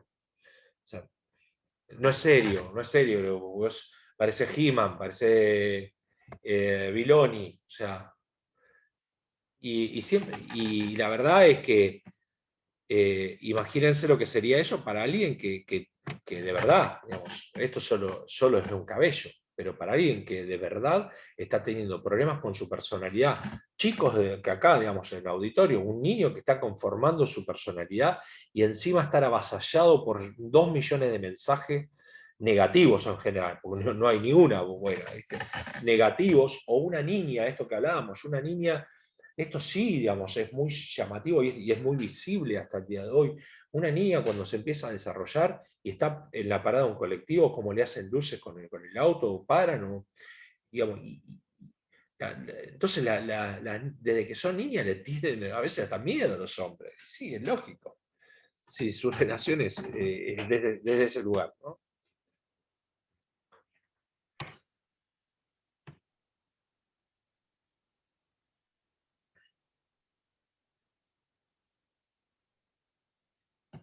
Bueno, no sé si algo más. Yo se me ocurría algo cuando hablaban de diferencias. Pensaba que antiguamente estaba muy aceptada la violencia, no volviendo hacia atrás, no históricamente, de los femicidios, que actualmente está muy en tapa y está muy tratado. Para evitarlos está la ley que está protegiendo, pero antiguamente era como que estaba muy aceptado que el hombre golpeara a la mujer. Y esto está muy bueno, que se ha avanzado en esto y que hoy en día vos puedes, los chicos tienen que estar conscientes y se trabaja mucho, yo sé que el personal lo trabaja mucho en escuela, de que el chico sea la chica y el chico sea consciente de que no se tiene que tolerar ningún tipo de maltrato o violencia de ningún tipo. Entonces hoy eso es fundamental, saber que existe esos canales para protegerse, ¿no? Tanto de un adulto que puede ser a veces padres que se exceden en golpear a un hijo, que está también, o o de su pareja, muchos novios violentos, parejas violentas, o hijos que son violentos con sus padres. Hay muchas veces ha sucedido que hijos se transforman en maltratadores de sus padres o sus madres, ¿no? De dos géneros. Por eso no hay que dejar de ver, Sí. No hay que dejar de visibilizar, ¿no? Me parece. Incluso la violencia, hay un hermoso libro, interesante más que hermoso, que se llama El acoso moral. Es de McGee, Friends y Irigoyen. Y habla justamente de la violencia. Pero la violencia no, por eso se llama acoso moral. Porque la violencia del golpe es muy visible y eso es observable. Que por supuesto antes estaba muy naturalizada. Pero después hay un millón de variables de la violencia. Una mirada, un gesto, repetición de discurso, ignorancia hacia el otro, formas gestuales, formas de convivencia, que también tienen que ver. Y esto para los niños y para los jóvenes es muy importante. Porque para que, en el caso de una pareja, el hombre llega al golpe, antes hubo una seguidilla en general de acciones violentas, simbólicas, inobservables en algunos casos. O sea, para llegar, el golpe es la parte visible de un montón de elementos que antes ocurrieron y que no se miraron. Un insulto, un grito, decirle con esa ropa no salís, o de cosas que son. Uno mira la foto y parece menor, pero mira la película y se da cuenta que la película puede terminar en eso. Y entonces en eso sí, digamos, hoy la mujer se anima un poco más, pero también el problema que tiene hoy la mujer, si bien tiene comisarías de la familia en todos lados, a veces el problema de la autonomía económica. Entonces va a hacer la denuncia a la comisaría de la mujer, entonces dice, bueno, lo que puede hacer usted es una perimetral donde está viviendo en la misma casa y no tiene ningún lugar para ir, ¿no? Y en ese sentido, sí, los hombres en general suelen tener un poquito más de herramientas que las mujeres.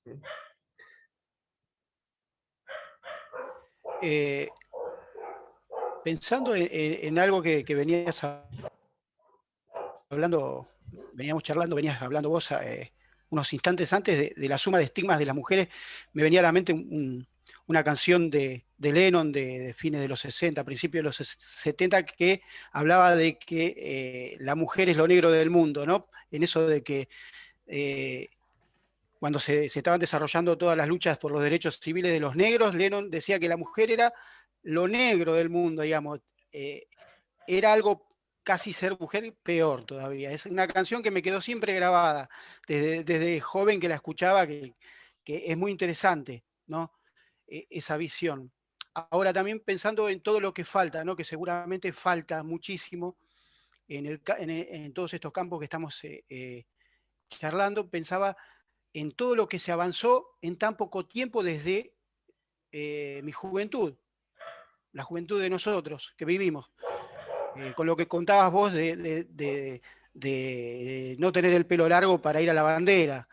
Incluso algo que se está hablando estos días en los medios, que es cómo se va a reponer una serie o cómo se va a encarar una serie que es Casados con Hijos, una que todos conocemos, desde qué parámetros ahora y con qué guiones, ¿no? Y con qué actitudes se va a encarar. Y eso es algo que creo que Casado con Hijos es una serie súper exitosa que tiene 20 años, no sé si 20 años. Ahora, ¿cómo en estos 20 años a veces miramos algunos capítulos, miramos algunas acciones y decimos, qué jodido que es eso que se dijo tan naturalmente hace 20 años y no pasó mucho tiempo, ¿eh? Entonces, bueno, qué sé yo, quería decir eso, es Sí, como Omar. esperanzador la cantidad de cambios que hubo en tan poco tiempo. Sí, ahí María Elena me pone la balanza y dice, sí, pero falta mucho, Claro. sin duda. No tenemos ninguna, así como dije, no tenemos ninguna, pocas gobernadoras mujeres, no tenemos ningún político travesti ni transexual que haya llegado a alguna banca que yo recuerde, creo que no, ninguno. Digamos, eso no hemos logrado, y sí lo que dice Omar, digamos, el humor, hoy hasta aunque sea desde un lugar políticamente incorrecto, hay cosas que las propagandas o la cosificación de la mujer, nosotros, con lo genio que era Alberto Olmedo, bueno, había una cosificación clarísima de la mujer, clarísima hoy la vemos con el diario del lunes, ¿no? Como muchas cosas que dentro de 20 años nos veremos hacia nosotros y seguramente hemos estado metamorfoseándonos desde ese lugar. Y en ese sentido yo creo que los jóvenes en ese punto deposito un montón de expectativas, porque los jóvenes, por ejemplo, con el tema de la sexualidad son mucho más liberales en el mejor sentido de la palabra, viven una relación de su cuerpo y del cuerpo de los demás muy distinto a la que hemos vivido nosotros. Entonces, tener un compañero transexual, digamos, ya no es en nuestros lugares, insisto, en nuestros lugares y en algunos barrios. Transita la escuela sin ningún problema. En Berazategui mismo, chicas que eran travestis o transexuales ni iban a la escuela porque sabían lo que le iba a pasar en la escuela. Hoy esto difícilmente vayan a la escuela y la muelen a palo a alguien por ser travesti o la estén acosando permanentemente, y no porque los docentes la tengan que reprimir, sino porque los propios jóvenes lo viven con una distinta naturalidad, ¿no? Y en eso sí me parecemos. El mundo adulto no. Ayer justamente hablábamos de eso. Bueno, eso también tiene que ver con una historia patriarcal desde propio, nosotros que venimos de la comunidad judeocristiana, el primer pasaje de la Biblia, el hombre hizo a Adán, ¿no? Y y le sacó la costilla, pobrecito, le sacó la costilla al hombre para dársela a la mujer, y encima vino la otra y lo hizo pecar, ¿no? Entonces, bueno, ahí todo el discurso está visto desde ese lado. Pero sí, nosotros somos protagonistas de cambios que nosotros tenemos somos relativamente jóvenes de poder adaptarnos, ¿no? Pero seguramente les pasará a los chicos de los cursos que por ahí tienen sus abuelos, sus abuelas. Ayer hablaba una chica de una tía que dice, no, son enfermos y no hay ninguna vuelta. O sea, esos, no sé qué les pasa, pero bueno, tiene que ver también con los diferentes momentos y las diferentes edades. En poco tiempo hemos tenido cambios estrepitosos, muy fuertes, que es difícil adaptarse hasta para los propios docentes. A mí me pasó, no a mí, digamos, pero tener compañeros que eran un poco más grandes que yo, y la adaptación de esos chicos, la metamorfosis de esos chicos a lo largo de los años, es increíble. Entonces vos, ¿viste?, te encontrás con un nuevo auditorio, entonces vos te tenés que readaptar. Ya esos docentes que teníamos nosotros, que nunca le faltó un docente que iba con las hojas amarillas y le dictaba, hoy es impensable alguien que no se adapte a 5 años de un día a otro, porque te pasan por arriba los pibes, o sea, y por suerte. Entonces, bueno, hay gente que se jubila porque no logra, dice, no, esto no es para mí, no logro adaptarme a esto. En ese sentido, sí, nosotros somos protagonistas bueno, nosotros crecimos con un solo teléfono en el barrio, y para buscar trabajo teníamos que tener un teléfono, y el vecino nos tenía que informar a todos cuando había la posibilidad nos habían llamado a alguien. Y bueno, y hoy está todo filmado, hoy nos filman todo, en las escuelas, en todos lados, está todo filmado.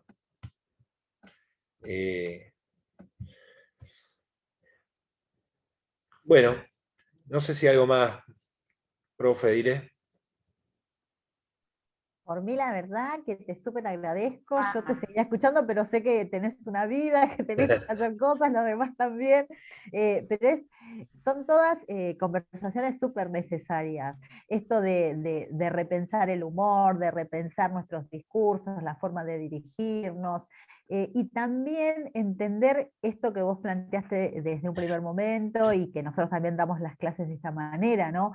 No es un género por sobre el otro, sino empezar a revisar todas nuestras prácticas, entender que avanzamos hacia una sociedad más justa, que apuntamos a la igualdad de derechos, de oportunidades, que es el horizonte al que todos aspiramos, o por lo menos las mujeres, que es como que venimos siempre postergadas, o por ahí escuchando estos discursos sin tener la posibilidad de marcar una posición distinta, de ser escuchadas, sin que se nos asocie a esta parte tan vulnerable, porque somos mujeres, porque tenemos días especiales, porque somos madres, porque todos esos preconceptos que nos van descalificando. Nunca poder empoderarnos, o esa palabra que también está muy cuestionada, nunca poder poner en valor lo que hacemos como mujeres, sin pensar que, uy, ¿qué creerán? Que soy muy fálica, como te dicen ahora, o sea, sos fatal, sos terrible por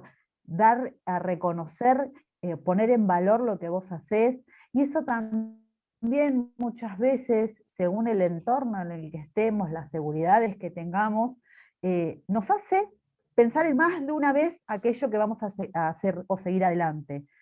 Pero bueno, yo celebro que estemos muchas mujeres presentes, celebro que podamos escucharnos, celebro que vos como hombre puedas entender que estos son los tiempos en que realmente, si no tomamos todos, sin distinción de género, estos temas para conversarlos, para buscar un cambio, para buscar una mirada distinta, para darnos la oportunidad de enriquecernos entre todos, esa retroalimentación, esa mirada nueva no va a llegar, o sea, es entre todos. Y si bien hubieron muchos cambios, faltan muchos más. y yo veo estas jóvenes presentes y la verdad que a mí me emociona, me gusta, me encanta que nos podamos encontrar y ojalá que podamos tener más oportunidades de este tipo de encuentros, ¿sí? Te agradezco muchísimo y por mi parte cierro porque yo hablo.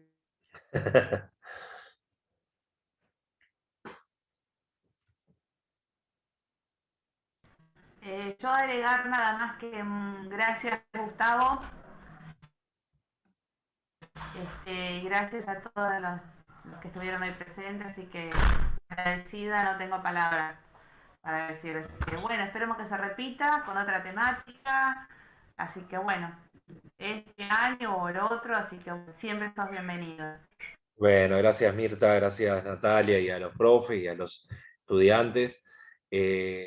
Como siempre, agradecido soy yo y de verdad lo que dije al principio lo sentí, lo siento siempre.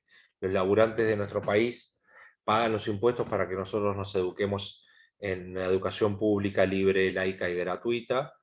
Es gratuita para nosotros, pero a nuestro país le cuesta mucho, nuestros estudiantes y a nosotros, porque con los impuestos va para que nosotros podamos educarnos de manera gratuita, así que los que tuvimos la suerte de poder transitar por ese camino, tenemos la obligación de tratar de devolver un poquitito de todo lo que miles de docentes, porque sin ninguna duda si somos docentes es porque algún docente nos marcó, eh, porque parte de nuestra familia nos marcó.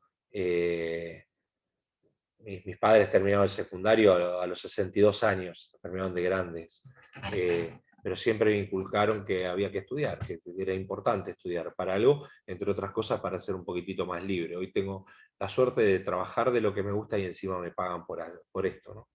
Que eso no lo tiene gran parte del pueblo argentino, ni en muchos lugares del mundo lo pueden hacer, especialmente en América Latina y en África, que son los lugares con mayor grado de desigualdad. Así que ustedes saben que a total disposición siempre, solo es poner día y hora, y acá estaré compartiendo con los chicos y con todos, porque me parece súper necesario, y aparte de encontrarnos me parece súper necesario. Y que falta un montón, no tengan dudas, falta un montón para la lucha de las mujeres, para la lucha de los homosexuales, de los gays, de las lesbianas, eh, de alguien que no cumple con los cánones de lo que se supone que es la normalidad aunque sea de la belleza legitimada. Así que bueno, gracias a la escuela, que siempre es una escuela de puertas abiertas, y conozco lo que es esa escuela y lo que significa trabajar en esa escuela con esa comunidad. Así que en ese sentido, ustedes están haciendo una tarea, ese granito de arena que necesita para hacer el mar, ¿no? Y son muy necesarios.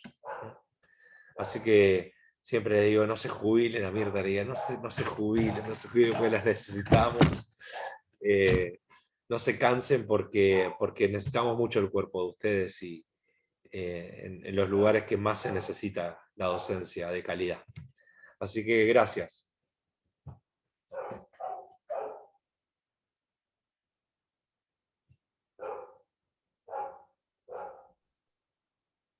Bien, entonces, gracias a todos por estar, fui mandando saluditos a todos. Y sí, ojalá que sea este año, que nos volvamos a encontrar, y siempre vamos a encontrar una buena excusa para poder encontrarnos todos. Gracias Gustavo, gracias a todos los que se quedaron. Y bueno, Miriam, ya sabes, yo te lo vengo diciendo, no te jubiles, hay alguien más que te lo dice, somos varias, varios, súper inclusivos. Tenés que hacer como Mirta, viste que decís que te despedís, pero un año más, un año más.